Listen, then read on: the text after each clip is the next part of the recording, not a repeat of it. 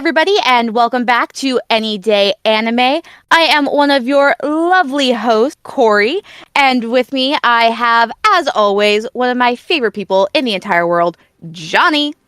Hello, hello. I am surprised. That's such a kind greeting. I can't be mean all the time, Johnny. Okay, fair.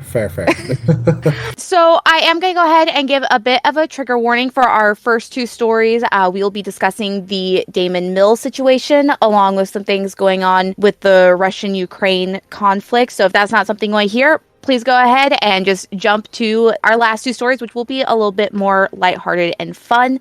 But with that, let's just go ahead and jump into the grossness that is this Damon Mills situation. So for those of you who are unaware, voice actor Damon Mills has been accused of sexual misconduct regarding a minor. And reading the article on Crunchyroll, it took me several times to get through it just because it's so mind-boggling. And then after all of that, one of the victims has come forward and said that this was all fabricated, which seems a little suspicious considering everything that's been going on. But Johnny, you've read this article. Can you kind of tell me what your thoughts are? Yeah, I don't want to share my opinions too much about the situation, especially with the new back and forth that we've got a little bit, with it maybe not being the entire truth. But I will say that if this is the case, then that's obviously, it's a terrible situation for everyone involved. And it really puts a dark spot on the world of anime that I hate to see. And so I hope that all of this is not true. But if it is, then I hope that Damon Mills gets everything that he deserves. Yes, and unfortunately, this isn't the first time that I've seen this happen in the anime community. I've been around long enough to know that if a voice actor is trending, it's usually not for a good reason. So to kind of see this when there's already kind of a stereotype that people who are into anime are, for lack of a better term, sexually deviant, just because there's a lot that falls under that umbrella. It's awful that it goes all the way to the people who create and help make this content. So hopefully we get to know the truth sooner rather than later, whether it's a guilty verdict in the court of law or even just public opinion. If it's, it was all fabricated, maybe finding out why. But it does seem like there's a lot of things that are just going on that we need to get to the bottom of. Absolutely. And if we know more, we will certainly be sharing more as the story progresses. But yeah, we hope that the truth is able to come out one way or the other. And yeah, this is just a disappointing story all around. It really is. And going on to something a little less disappointing, Crunchyroll is joining the long list of companies that is suspending services in Russia due to the current conflict. So some of those other companies are going to include Nintendo, just stopping all DLCs and in-game purchases, along with some more popular companies such as Amazon Prime, Niantic, which did Pokemon Go, Netflix, Universal, Sony, Paramount, Apple, and Microsoft. Yeah, this is definitely, obviously it's a sad situation, but as far as this decision Crunchyroll has made, obviously I support it. I think this is good news in light of bad, tragic events. And so it's really good to see Crunchyroll and a lot of other companies getting on board to make their stance known that this is a very bad situation with everything that Russia is doing right now. Exactly. And it's honestly the least that they could do given the situation. I mean, these are giant multi-billion-dollar companies. So even just withdrawing from Russia, one, is a big halt to the economy since we are so digitally ingrained these days, especially since the pandemic. People have been relying more on those online subscriptions. And then hopefully we'll see them do maybe a little bit more in the future, but obviously I don't have my hopes up for that. Yeah. Well, fingers crossed that more companies get on board, and obviously even better would be that the situation ends and that Russia gets its shit together, I should say, but that's not something I'm holding my breath on. Yeah. All right. So, Johnny, are you ready for something a little more fun and lighthearted? Absolutely. All right. Well, I hope you go Super Saiyan for this. Dragon Ball is going to be a symphonic concert. This is going to be happening Saturday, May 21st over in Los Angeles at the Microsoft Theater. Toei Animation and Overlook Events is going to be hosting a live orchestra concert series where they're going to be taking shots from the anime along with music from the anime and making like essentially a giant orchestra music video. I am so on board with this. This reminds me of the Legend of Zelda Orchestra big event that they had about 6 years ago, and I got to go to it. My girlfriend at the time was able to get tickets and take me and surprise me. It was like nerd heaven for me. Music from a series that is really important to myself is obviously a big deal, and so for this to be the case with Dragon Ball Z is, I can't imagine how many people out there are going to be so excited about this, because I know how this feels. I know how exciting it can be to go to a live concert of music that you really admire and appreciate, and this gets me so hyped for those fans. Me too. I'm not a big Dragon Ball fan. I've always been very vocal about that. But I think this is going to be so cool. And originally, this was going to be slated for March of 2020. Unfortunately, there was these like giant wasps or something like that, you know, kind of shut the world down. Yeah, that's what it was. Yeah, it was the murder hornets. Right. That's what they were called. Yep. They completely derailed this whole orchestra symphony. And I'm super excited. I think this is going to be really cool just because anime music and orchestra music together, it's amazing. You can't get better than that.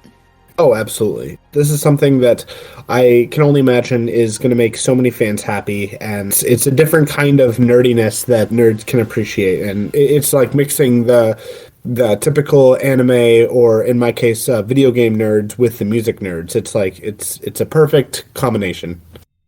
Yeah, it brings me back to high school when all the anime nerds were in marching band together. It was fantastic. All right, so Johnny, we're finally going to talk about something in anime that you know and you like. We're talking about RWBY. So for those of you who don't know, RWBY is a 2D animated series from Rooster Teeth, and it's now getting an animated movie called RWBY Ice Queendom. And it's going to be done by the people who have done works such as Flower of the Rhinine, Madoka Magica, and Heroic Age. So obviously this is going to be good. And we have the original voice actresses from Rooster Teeth reprising their roles as the main cast. This is awesome. Like you said, I am a huge fan of RWBY. You got me into it a few years ago, and there were like 5 seasons at the time, and I binged them all in like a week. And now I'm caught up with, I believe, 8 seasons, if I remember right. To know that there's more content coming out in a traditional anime art style, I'm just super excited. And to know that it's the same voice actors that are coming back is a very big deal, because I think all of them do really great in each of their respective roles, and I'm always in support of more RWBY content for sure. Oh, and Johnny, I don't think you realize this. We have one particular character coming back. A bit of a spoiler alert for those who haven't watched volumes 3 and 4 of RWBY. Pyrrha Nikos. Pyrrha got unalived by Cinder, but she's coming back! That's right. And that's because this is taking place when she was still alive, right? Yes. So, having watched the trailer, not only is it artistically stunning, but it does look like it's going to be taking place during those first 3 volumes. Mainly just kind of looking at some of the dialogue that's been going on, along with specific scenes. Johnny, I think you may have recognized one of them actually being the opening scene from the original episode, where she's fighting these thugs in a shop, and like they go out onto the street. We have a very iconic pose coming on. It's gorgeous, and I'm here for it. Also, we're getting treated with this. So, RWBY Ice Queendom is going to be aired both in Japanese and English on the same day. We don't have a release date yet, but I'm sure as soon as we find out, Johnny and I will be discussing this because it's fantastic. Oh, for sure. Yes. So instead of having to wait for one or the other, fans can get both. That's awesome. Yeah, I'm very much looking forward to it, and it's going to be if possible, depending on where it airs, I will definitely be watching it day one. Oh, absolutely, and I'm super excited to hear whatever they end up doing for the soundtrack, because RWBY, in my mind, has had these amazing soundtracks ever since Volume 1. It's been absolutely amazing, and I can't wait to see what they come up with next. Yeah, me too. You and me are going to be nerding out together with this. Oh, absolutely. And so that's going to bring us in conclusion to our anime news. Thank you guys so much for joining that. If you skip the news portion, we're glad to have you for our lovely game of This or That, where our producer Indy has a few options for us to pick in the world of anime. And obviously, all my answers are correct. Johnny is always wrong. Oh. Let's go ahead and jump into this. I'll just go ahead and get started. You're going to choose this or that. Pretty self-explanatory. So your alarm is going off and wakes you from your sleep. Oh no, you're running late to school. What school are you going to? Are you going to Death Weapon Meister Academy, where you'll train as either a Meister, which is somebody who is in control of a death weapon, or will you be the death weapon, which will collect souls specifically on Death's list? Or are you going to Huntsman Academy from RWBY, where you'll be training to protect kingdoms from creatures of darkness who seek to destroy and are drawn to dark feelings like sadness, envy, and loneliness? Oh, okay. Corie, why don't you go first? Oh, this one's hard because both are so cool. I think just because I'd probably have to be paying a little more intuition to go to Beacon Academy, I'm gonna go with Deathmeisters because that's in Nevada, so same country. Which we just found out about that. And also because Death is primo, love him. And I think I want to be a Meister. I am gonna have to disagree with Corie, meaning that Corie is wrong. I'm gonna go with the with Beacon Academy. I don't know. I love some of their abilities there, and I love that that it ties into who they are. And there's a lot of deep meanings there with each of their abilities, and I'd be curious what that would mean for me. So yeah, I think that'd be up my alley. Okay, follow-up question for Johnny: would you want to be a human or would you want to be a faunus? Human. I'm actually I gravitate more towards the like in D&D and in pretty much every kind of game, whenever there's a human or a unique class or a race, I should say, I always gravitate more towards human. And I could never understand why until until a commentator online once painted a clear picture for me, which is there's elves and orcs and faunuses. Faunus? What's the plural for this? I don't know. Okay, well, whatever. I think there's something simple about being a human that is excelling amongst others who usually stand out, and I think that's really important to me, is being coming from ordinary backgrounds but being extraordinary. I think I really gravitate towards that, so human is usually the way I go. Fair enough. So even though you're running late, luckily for you, your parent made you breakfast. Your parent's the best. Who are they? They are either Hiroko Katsuki, better known as Yuri Katsuki's mom from Yuri on Ice. She's sweet and supportive and is happy to spoil you by cooking up anything you need and supporting your dreams, so long as she can keep up with her work at the traditional bathhouse she helps run. Or Ryuji Fujioka, also known as Ranka, best known as Haruhi Fujioka's fun-loving performing father from Ouran High School Host Club, who's passionate about putting on a show, performing as his alter ego, and loving to spoil you with pretty clothes and making sure all of your potential love interests are good enough because you deserve only the best. Yuri's dad, 100%. And I'm gonna disagree. Yuri's mom for sure. Yeah, no, because you never got to this point in the anime. He is the best anime dad. No bones about it. Every other shonen, their dad's dead. They're missing. He's there. He is there, and he is going to take good care of you. Is that all it takes, is just to be present? Yes. Listen, I know this really good therapist. Getting a little deep for Corie here. Kiddie pool deep. So, you are the main character. As you head off to school with your plot armor strapped tightly to you, what best describes what anime you're starring in? Are you in a slice of life, which is about your everyday experiences with no shortage of minor crises, like dealing with your crazy boss or finally admitting to that special someone how you feel about them? Animes like this include K-On!, Princess Jellyfish, or Ouran High School Host Club. Or are you in an isekai where you're an ordinary person who's been transported into some crazy new world with crazy new magical or supernatural powers to boot? Similar to the likes of Sword Art Online, The Rising of the Shield Hero, and That Time I Was Reincarnated as a Slime. I'm a big fan of slice of life anime myself, so I definitely think that would be the anime that I would appear in. I want to have my crises be the most important thing in the world, even if they can be solved in just a few moments. But yeah, I'm a big fan of just the more realistic issues that we can. I just love watching the more realistic issues. So yeah. Per usual, Johnny is wrong. Definitely going the isekai route, mainly because I can have like a really cool enemies to lover plotline where we hold swords to each other's throats. So school is out, and it's time to go to your after-school club. What club are you attending? Are you going to the host club from, you guessed it, or on High School Host Club, whether it's to pay off your exorbitant debts for clumsily breaking an invaluable piece of art, or just the opportunity to practice your wooing skills for the benefit of those who attend?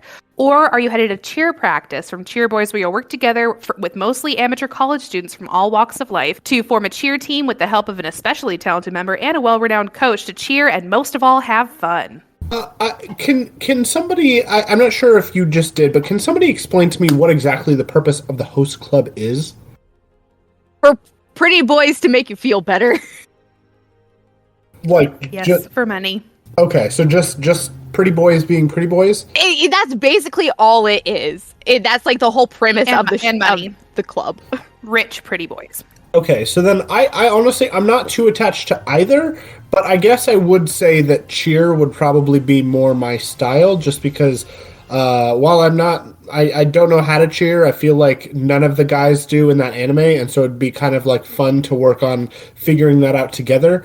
And at least if I'm embarrassing myself, I'm not alone in doing so. So yeah, I think the cheer club. This is hard. I'd probably have to go host club just because I like getting complimented, and I think it would be great. Plus, they have the best snacks. I am a sucker for snacks, so maybe, I don't know, that could be a selling point for me. It's like cake, tarts, cookies, coffee, and tea. Like, it's a whole spread, my dude. Oh, I don't know, I'm getting sold. Careful, don't agree. Never. We would never do that. We are never in agreement on anything.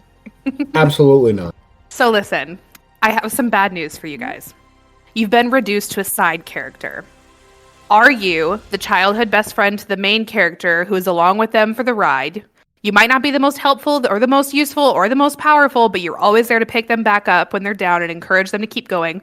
Or are you the quiet and often shy romantic interest to the main character who tends to be the target of antagonists and enemies, which eventually leads to your capture and or getting hurt by the enemy, leading to the main character entering a new stage of their power in a fit of rage to save you? I am absolutely the best friend. I I don't need to be the main character. I don't need to have all the abilities. I just need to be the one that everyone is laughing along with, the one with the best one-liners, and the one who can say with tears in his eyes, I will be loyal to you no matter what problems you're facing right now. You know what? For once, I think I have to agree with Johnny, just because I've always been a comic relief person. So I definitely think that'd be more suitable to my skill set. Whoa. I can't believe it. My evil plan has fallen through of getting you guys to disagree down the board. Hey, it's only one time. It is only one time we're agreeing. Okay, so this just came down from the top. More bad news. You've actually been downgraded to just an ordinary character. Literally a background character, barely drawn to be recognizable as a human. Maybe you have a face.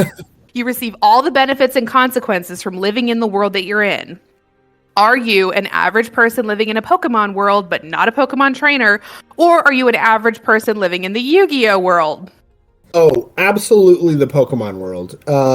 The background of the Yu-Gi-Oh world is like our world, pretty much. Like, I think that, like, for the most part, if you're a background character in Yu-Gi-Oh, you're just living your life like anyone else would, and not totally understanding why so many people are freaking out about people playing a children's card game. Whereas a background character in a Pokemon anime, you don't necessarily have to be a trainer to have Pokemon with you and still have an attachment to them. There's a lot of people who they could be farmers, and the Pokemon aren't in Pokeballs. They just assist them with farming. There could be just a non-trainer, not trapped in Pokeball, like friendship between any Pokemon and another person. And honestly, I would love to do that. Like, I don't need to be a trainer. I would love to be, but I don't need to be, as long as I can have some attachment to some Pokemon.